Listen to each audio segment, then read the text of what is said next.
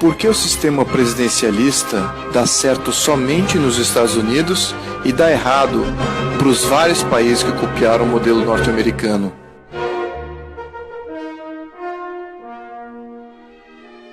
Na Grécia Antiga, havia o modelo ateniense de democracia que elegia democraticamente tiranos com controle absoluto. Várias cidades-estado gregas adotaram esse modelo e ele dava sempre errado, pois concentrava muito poder em uma só pessoa. Essa concentração acabava por gerar muita competição pelo poder. Além da competição extrema, quando um tirano sucedia o outro, alternava todo o sistema criado por o antecessor. O que resultava desse ciclo, ao longo do tempo, era a instabilidade política. Mas havia uma exceção na Grécia Antiga. Enquanto os atenienses viviam depondo e repondo seus tiranos em sucessivas conspirações e golpes de Estado, no mesmo período, o modelo de governo dos espartanos se mostrava muito mais estável. Por quê? Em Esparta, não havia um modelo de tirania democrática ateniense. O poder executivo era dividido em dois. Haviam dois reis. Um tomava conta das questões externas, como as guerras, e outro, a administração pública interna.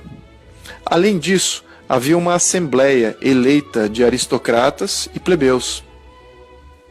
A competição entre esses poderes limitava mutuamente os poderes entre eles, criando freios e contrapesos entre si.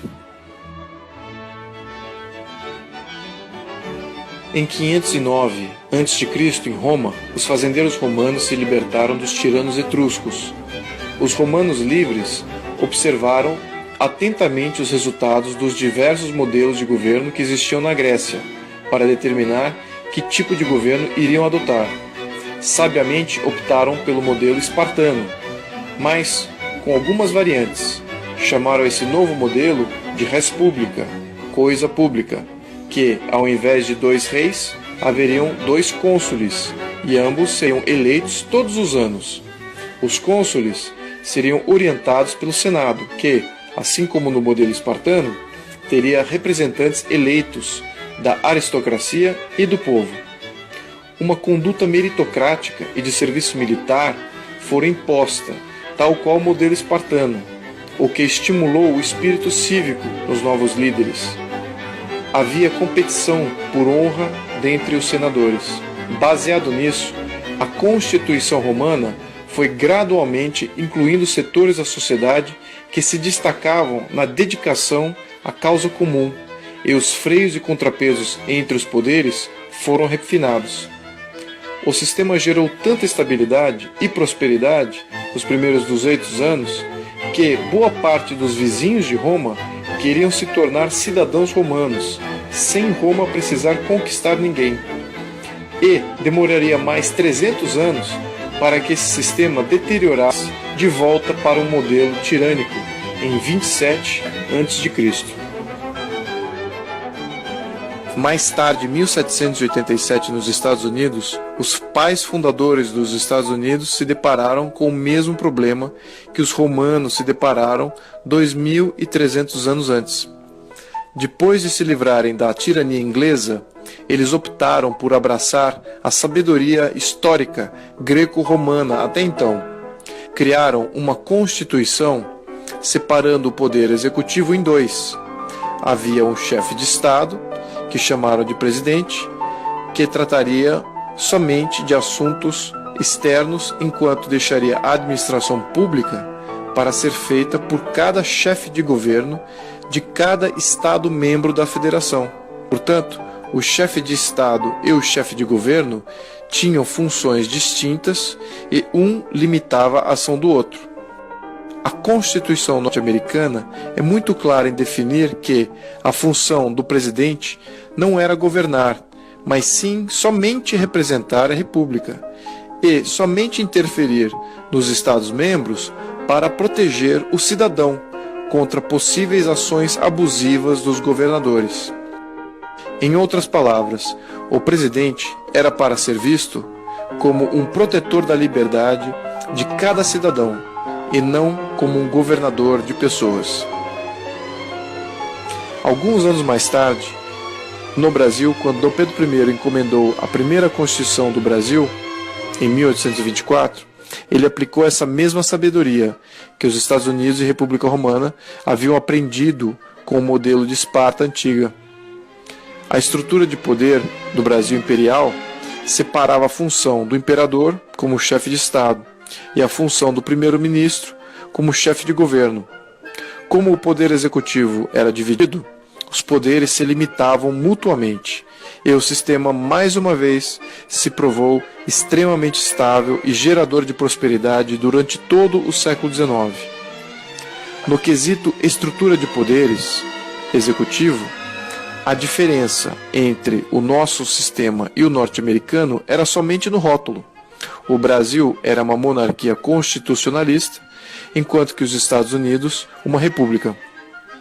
Mas, na base dos dois sistemas, tinha o princípio ativo da separação das funções do poder executivo, em dois, e ambos com processos de legitimidade popular distintos.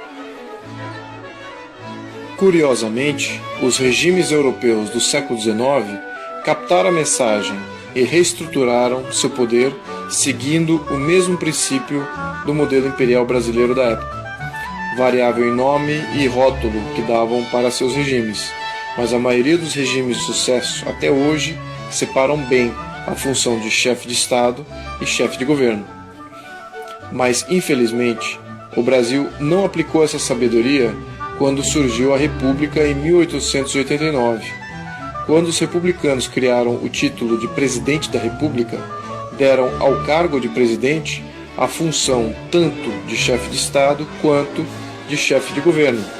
Os republicanos brasileiros não entenderam o conceito de separar funções do executivo e de criar limites para ambos.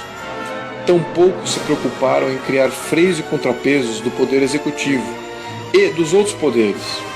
Essa concentração de poder gerou muita instabilidade na República, pois os presidentes brasileiros tiveram poderes quase tirânicos. Desde a criação de nossa República, vivemos tendo que depor tiranos, semelhante à experiência das diversas cidades-estado grega na Antiguidade. Respondendo à pergunta inicial, o presidencialismo não deu certo no Brasil, pois o Brasil copiou somente o rótulo e não a estrutura de poder que traria o sucesso. O Brasil, na República, improvisou em nome da novidade. O brasileiro, portanto, paga o preço com instabilidade política e pobreza desde então. Os países que cometeram o mesmo erro que os republicanos brasileiros cometeram convivem até hoje com alta instabilidade política e alto índice de pobreza. É assim em todos os países presidencialistas da América Latina, África e Ásia. Se o Brasil tiver a chance de rever sua estrutura de poder mais uma vez, que fique aqui registrado para todos o que somente poucos sábios registraram da história política em 2.500 anos.